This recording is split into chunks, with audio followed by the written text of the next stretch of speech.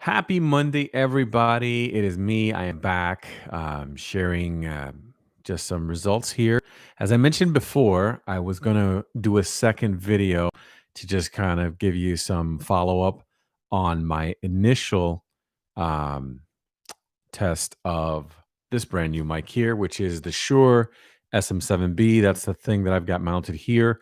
If you're not familiar with this microphone, if you've never heard of the Shure SM7B, it is the beast of the broadcast world.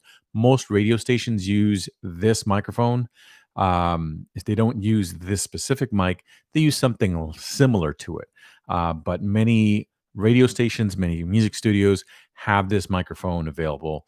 It's a great microphone for voiceover. I love it because I have big bottom on my voice. I have a very bassy voice, and this microphone definitely helps me to produce better audio as a result of the fact that it's just a beast. So, a little bit on the pricey side. It's a $400 mic, but it's well worth the investment if you are a voiceover person, if you do a lot of work, um, either with instruments or with recording voices. It's definitely the microphone that you want to have if you want to future proof your studio experience.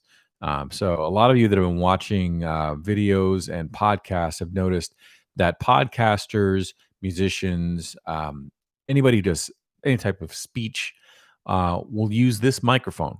One of the remarks that I made when I did my initial review of the microphone is that many people have commented that in order to get the best out of the microphone, you need to amplify the gain because by itself, the microphone is not really able to power um, the audio level that you really need for it to be effective. So one of the suggestions I got right off the bat from a few folks in just reading comments and suggestions and reviews about this particular microphone is that you want to go ahead and get a Cloudlifter. So what is a Cloudlifter? A Cloudlifter is basically an interface that you connect the microphone into that basically boosts the gain or the level of the microphone. So what you'll want to do is basically connect the XLR from your microphone into the Cloudlifter, and then from the Cloudlifter, you then want to route that to your interface, which will then run into your computer. So it's an extra piece of hardware that you have to have in order to use the microphone, but it's well worth it. Since my plan is eventually to get a second one of these to have a dual microphone setup, what I did is I got the Cloudlifter CL2, which is actually a two-channel Cloudlifter, which allows you to power two microphones. For the time being, I'm actually using the Cloudlifter to power this microphone and my Behringer B1, which is my second microphone right now until I can afford another one of these. But I have to say, overall, I am very pleased with the difference that I get in using the Cloudlifter with it now. It's day and night, really using the Cloudlifter, the volume level. You can tell a huge difference right off the bat.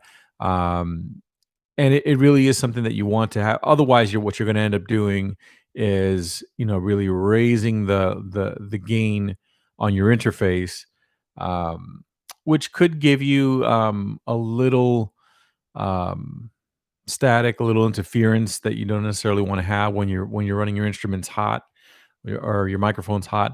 And then sometimes you end up doing more of a job in post production in getting it the way you want. When you have the Cloudlifter, you kind of get a better sense.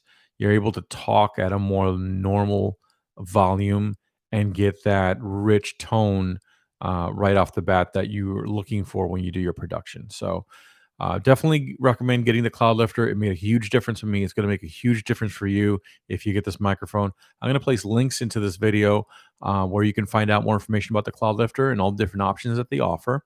Not only do they have a one channel and a two channel option, they actually have interface boards with several, up to 8 channels, I believe, where you can plug in 8 XLR connections and theoretically 8 microphones to get crisp sound with good gain for microphones if you're using something dynamic like the Shure SM7B. So, hope that this has been helpful for you. Hope that you'll subscribe and give the video a like if you found the information useful. We'll be providing more information, more reviews on not just microphones, but all other kinds of music and just voice and production equipment. So hope that you'll subscribe, and we'll hope to see you in the next video. Take care.